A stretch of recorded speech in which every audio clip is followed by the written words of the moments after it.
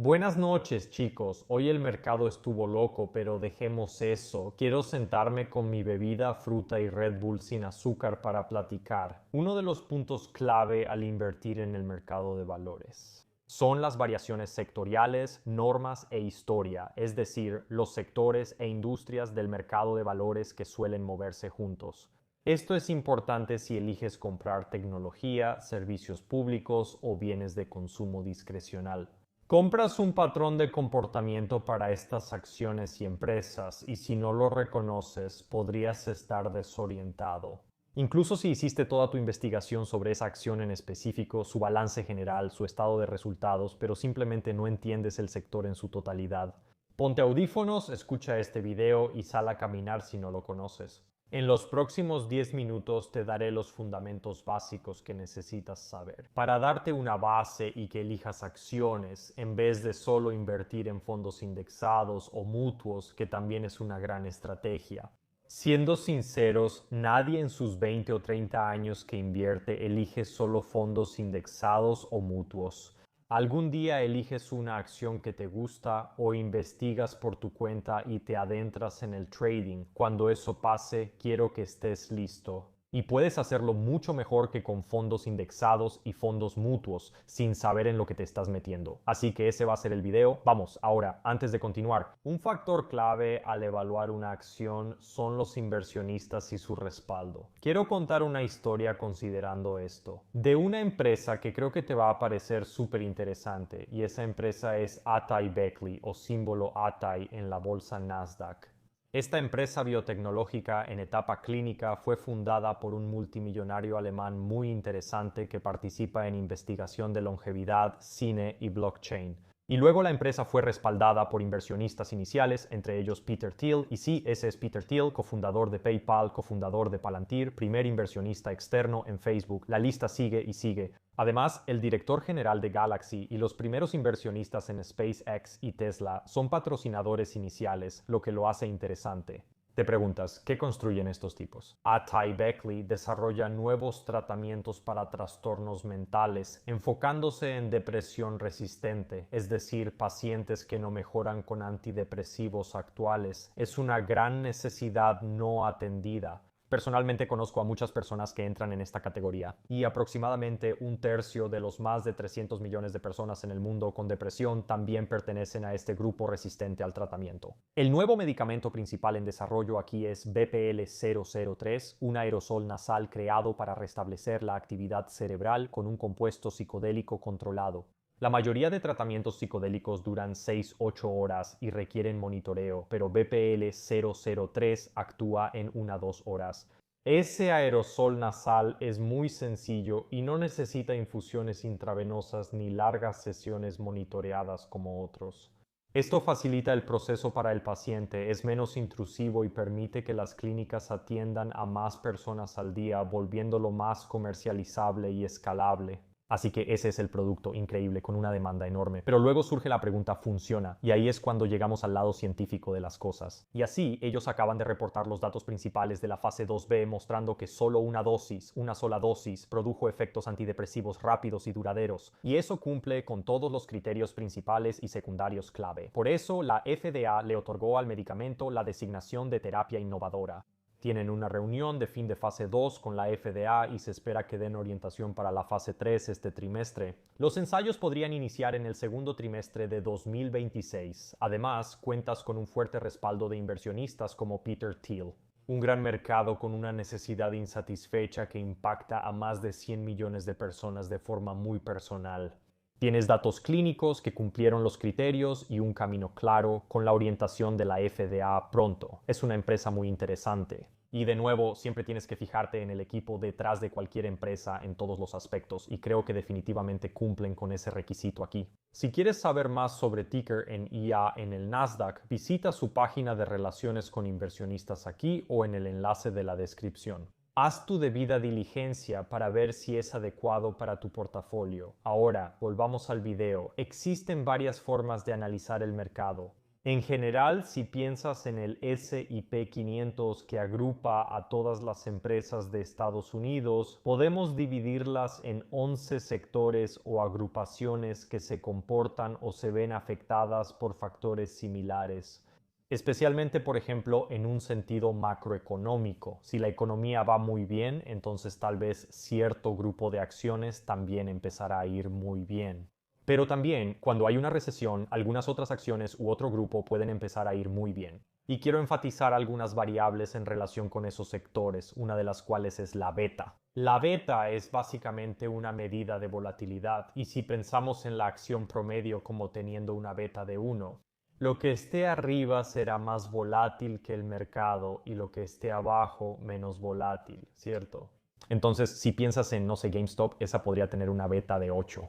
No, 876, una beta de 18 es 18 veces más volátil que la acción promedio, o cualquiera que sea el número, ¿entiendes? Y viceversa. Para algo conservador como Blue Chips veremos los rendimientos, o cómo los rendimientos históricamente o típicamente varían según el grupo, y también cómo se comportan estos grupos cuando el mercado de valores se desploma o atraviesa una recesión. Entonces, primero, generalmente podemos distinguir dos categorías, una es de riesgo y otra es de aversión al riesgo. Y a veces puedes escuchar que hay un cambio de riesgo a aversión al riesgo, donde la gente está vendiendo todos los activos riesgosos y se están reposicionando, cambiando a activos de aversión al riesgo, pero llamaremos riesgo a las agrupaciones, básicamente. O los sectores en el mercado, que son empresas y sectores que quieres tener cuando la economía está en auge o le está yendo muy bien. Y te explicaré por qué en un momento. Ahora, nuestro primer sector dentro de esta categoría de riesgo es la tecnología de la información, o básicamente tecnología, y la tecnología es el chico popular del barrio.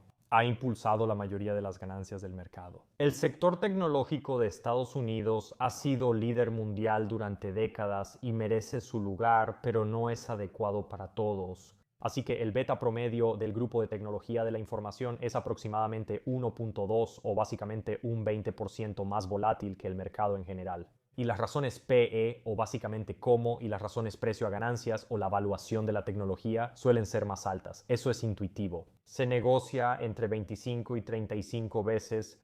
Si ganas 1.000 millones al año, tu capitalización de mercado sería de unos 30.000 millones si eres una empresa tecnológica normal. Tienen una valoración más agresiva, es decir, un múltiplo PE más alto, y son algo más volátiles que el mercado. Su precio depende más de sus ganancias y crecimiento futuros. Se espera alto crecimiento si eres una empresa tecnológica. En ciertas industrias, obtener un 6% u 8% anual es excelente y solo buscas mantener ese rendimiento. Si trabajas en tecnología, buscas ganar un 20-30% o más. Aún existen grandes empresas como Meta y Microsoft, creciendo a tasas de 2 dígitos al 10, 20, 30, 40, 50% al año, que son cifras increíbles. Si bajan del 30% al 20%, siguen siendo cifras excelentes, pero pueden verse afectados. ¿Por qué? Porque hay muchas expectativas sobre su crecimiento y sus ganancias futuras. Y la tecnología también suele ser sensible a las tasas de interés. En una economía en auge y con tasas bajas, eso beneficia mucho a esas empresas, lo contrario no les favorece tanto. Entonces, en resumen, si inviertes en tecnología, lo haces por el crecimiento. Estás apostando a un alto crecimiento y probablemente no te importe el ingreso. De eso hablaremos en un minuto. Número 2, en la categoría de riesgo. Empresas de consumo discrecional venden productos que la gente no necesita, como compras y comercio electrónico. Amazon, Tesla, Nike, y estas acciones normalmente están muy ligadas a la confianza y el gasto del consumidor, así que probablemente serán las primeras en desplomarse en una recesión. ¿Y por qué es eso? Si hay recesión y nadie puede comprar lates caros, ropa bonita o autos nuevos, ¿qué sucede? Si su gasto discrecional disminuye, entonces las empresas que se benefician del gasto discrecional de las personas son las primeras en dejar de irles bien. Y eso se notará en su negocio bastante rápido. Si eres Amazon y tu volumen de comercio electrónico baja un 10% este trimestre, todos dicen que el próximo año entraremos en la Gran Depresión y verás ese 10% de inmediato, no tarda mucho. Estas acciones son geniales si a todos, incluidos los consumidores, les va bien. De lo contrario, no lo son tanto. ¿De acuerdo? Quiero diferenciar algo en tecnología. Lo llamo servicios de comunicación, empresas tecnológicas impulsadas por publicidad. Y así tendrás a Meta, a Google, incluso ahora estás entrando en Netflix que pone un montón de anuncios. Estas empresas se acercan al sector de consumo discrecional, pues dependen mucho de los negocios. La economía va bien, es como un ingreso empresarial opcional. Porque las empresas, cuando los tiempos son buenos, gastan más dinero en publicidad, y estas han demostrado históricamente ser negocios extremadamente dependientes. Si esto fuera fútbol americano, esas tres categorías serían la ofensiva. Ahora quiero hablar de la defensiva, que también serán tres, tipo Uber. No quiero decir seguras, pero sí jugadas de menor riesgo y menor recompensa, al menos normalmente. Estas empresas pueden prosperar incluso cuando la economía va mal. Así que es completamente lo opuesto, el lado inverso de lo que acabamos de ver en la primera categoría. Aquí hay productos básicos de consumo en lugar de productos discrecionales de consumo. Esto es lo contrario, es lo necesario para que los consumidores sobrevivan. Piensa en Costco, Walmart, Procter y Gamble, Coca-Cola. Quizá dejes de comprar Teslas, ropa elegante o de ir a buenos restaurantes en una recesión, pero seguirás comprando pasta de dientes, papel higiénico y tus alimentos básicos. Y no sé, un cuaderno al iniciar el ciclo escolar. Así que este grupo tiene un beta de 0.6 comparado con uno del mercado y normalmente ofrece dividendos bastante buenos o un rendimiento relativamente alto. Esa categoría de nuevo es más o menos el refugio seguro. Si la tecnología cae 20% por la baja del S&P, los bienes de consumo pueden bajar solo 5%. Compras ese tipo de acciones para proteger tu patrimonio, aunque hay excepciones como el gran desempeño de Walmart. Costco es más una opción de crecimiento, pero normalmente compras productos básicos para proteger tu dinero y obtener dividendos, no para buscar crecer 30% o triplicar tu dinero. Salió un trato con Nvidia, pero también hubo uno de ChatGPT con Walmart, así que quizá me retracto. El próximo sector de bajo riesgo serán los servicios públicos como Duke Energy, NextEra Energy y PGE. Son empresas de alto rendimiento y bajo crecimiento, suelen ser monopolios regulados y actúan como sustitutos de bonos. A menudo solo las compras por los dividendos, así que cuando las tasas de interés son altas, normalmente estas acciones tienen un desempeño muy malo porque simplemente prefieres irte por las tasas de interés. Con tasas de interés muy bajas, como en gran parte de los últimos 20 años, esas acciones pueden funcionar bien, aunque en general es una categoría algo aburrida. No es como que, o sea, de nuevo, estas son economías reguladas, no hay mucho que te vaya a sorprender aquí, a menos que sea algo negativo, como que PGE se declare en bancarrota. La última categoría defensiva es salud. J&J, United Health, Pfizer, empresas muy resilientes. ¿Seguirás recibiendo tu tratamiento contra el cáncer si te da durante una recesión? Por eso suelen ser contracíclicas o actuar de forma opuesta. La economía no va bien, pero estas acciones pueden mejorar. Algunas subcategorías tienen precios similares a las tecnológicas, como Eli Lilly. Un crecimiento increíble, les está yendo muy bien, mucho del entusiasmo por Ozempic hizo que estas empresas fueran valoradas como si fueran acciones de crecimiento. Pero en general el sector salud suele ser más conservador en cuanto al riesgo en comparación con lo contrario. Yo diría que Johnson & Johnson sería el mejor ejemplo de eso. Johnson & Johnson simplemente hace lo suyo. Habrá una recesión, hará lo suyo, hay un auge, hará lo suyo. Siempre estará ahí y siempre tendrá rendimientos mediocres, pero probablemente no te hará perder dinero. Esos son los dos primeros grupos y 6 sectores para los próximos 3. Quiero categorizarlos como detonantes.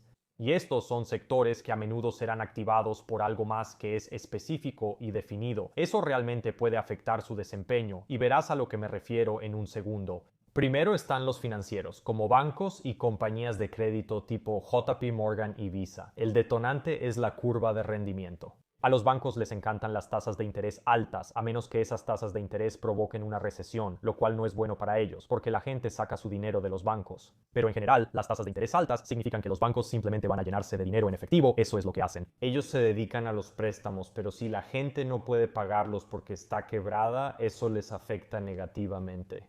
Básicamente, tasas de interés, curva de rendimiento, crédito al consumidor y confianza o solvencia, ¿verdad? Así funcionan los bancos y las compañías de crédito. Segundo, están los bienes raíces. La mayoría son fibras o fideicomisos de inversión inmobiliaria que deben pagar el 90% de ganancias a los accionistas. Por eso, como los servicios públicos, a estos también les puede ir bien. Cuando las tasas de interés son bajas, resultan atractivos, pero si suben mucho, ¿por qué invertir en fibras solo por el dividendo? Puedes invertir en bonos de alto rendimiento, pero el detonante ahí son las tasas de interés. El tercer punto es un detonante cíclico o cómo le va a la economía. Eso será industriales como Caterpillar, Ferrocarriles United Pacific y empresas que construyen cosas materiales. Y eso es porque cuando a la economía le va bien construimos más. Y así que estas empresas trabajan en ese mundo físico, lo cual está altamente correlacionado con la expansión o contracción económica en general. Si la economía va bien, probablemente les irá bien. Si va mal, les irá peor. Ya vimos 9 de 11, faltan 2. Y estos son los sectores de materias primas. Están ligados a recursos físicos o energía, ¿verdad? Cosas materiales que existen, y estos son como los comodines del grupo. Muchas veces o les va muy bien o les va muy mal. Así que definitivamente son más volátiles que muchos de estos otros sectores de los que hemos hablado, y los dos sectores para empezar son energía y materiales. No energía, pero ahí están tu ExxonMobil, tu Chevron, y esas compañías están directamente ligadas al precio de la materia prima. Si fueras una compañía petrolera, el precio del petróleo realmente va a afectar tu negocio. Podrían ser buena cobertura contra la inflación, ¿no? En 2022 la tecnología cayó 30%, pero el petróleo y las acciones energéticas iban muy bien a inicios de los 2020. Recuerdo dividendos del 10-15% que estaban pagando, no el precio de la acción, solo si comprabas esta acción te pagaban un 15%, ese año estaban acumulando dinero en efectivo. Cuando el petróleo cae, esas empresas suelen verse afectadas. Algo similar ocurre con las energías renovables, ya que muchas dependen de políticas o algún tipo de... ¿Existe alguna función del desempeño del activo energético? En cuanto a materiales, esto también depende mucho de la demanda o precios de la materia prima. Recientemente ha habido una excepción ahí, donde debido a políticas, estas acciones han tenido un desempeño increíble, o al menos muchas de ellas. Y eso también en gran parte es porque estamos construyendo más como mundo, ¿verdad? En Estados Unidos como país necesitamos más recursos. Y por eso hay escasez de estas cosas y eso hace que la demanda de estas acciones se dispare. Así que ahí lo tienes. Esos son los 11 sectores. Y entonces la pregunta para ti es, creo que en dos partes. Número uno, de arriba hacia abajo sería ¿qué tipo de agrupación quiero aquí? ¿Cómo invertir estratégicamente en distintos sectores o enfocarme en una sola acción si planeo comprarla? ¿Cómo evalúa su sector, su desempeño y su relación con la situación macroeconómica actual? Por ejemplo, si es un sector clave, ¿cómo están las tasas de interés? Déjame pensar en eso. Si el beta es 1.6, ¿estoy cómodo con más volatilidad en esa empresa? Luego formas tu equipo, eligiendo y seleccionando. ¿Entiendes el contexto de las acciones que compras o puedes optar por el índice y fondos mutuos? Ese es el video. Espero que este video haya sido informativo. Nos vemos en los próximos videos.